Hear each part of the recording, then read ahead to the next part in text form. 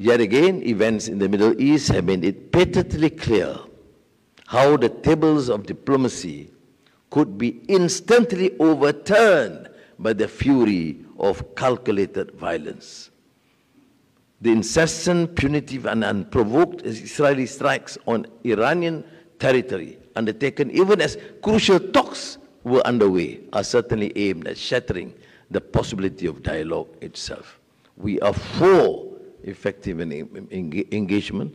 We are for unconditional peace in the region. Because if we allow actions carried out with utter impunity, violating international law and eroding the norms that hold global order together, we will, of course, have a bleak future for all of us. Therefore, we have to have the courage to call on those with power and influence to speak plainly and act decisively to restrain further escalation. And of course, in Gaza, people do ask me, why do I continue to repeat this? It's a far distant land, but the ramifications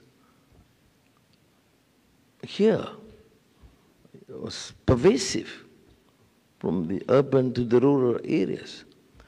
The people expect us to voice out, to take steps. Of course, some even call for extreme measures. The most we need to do is, of course, to voice our concern, to call for sanity to prevail. Because the relentless assault that continues against defenseless population and exacting a toll of human suffering just defies comprehension. Not the staggering civilian casualties that we see every day, overwhelmingly women and children, demand far more than pious proclamations of concern. They require concerted international action to uphold humanitarian law, secure an immediate ceasefire, and ensure the unfettered delivery of aid to those in desperate need. The credibility of the so-called rules-based order is on trial. And of course, to our west, the unresolved tensions between Pakistan and India remain a delicate fault line. Their future hinges not only on old grievances, but also on present choices, whether to invest in stability or to continue edging towards the cusp of catastrophe. Elsewhere, in the Asia-Pacific, the same pressures play out with different scripts. In the Taiwan Straits, the Korean Peninsula, and the South China Sea, familiar flashpoints flicker. And the ASEAN resolve is clear in terms of our strong position against the continued display of arrogance and by the North Korean regime.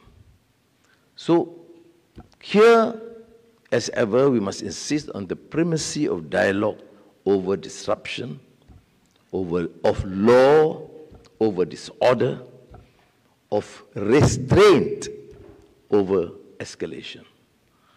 Malaysia believes the future of this region lies not in hardened blocks of fragile balances, but in a security architecture that is inclusive, predictable, one in which active non-alignment is not merely tolerated, but enabled to thrive. While we do not pretend to be able to reshape the region to fit our ideals, we can act to prevent worse outcomes. Stability is not guaranteed, but neither is chaos inevitable. What we do now, how we manage tensions, balance relationships, and defend our interests will decide how the region weathers the storm ahead.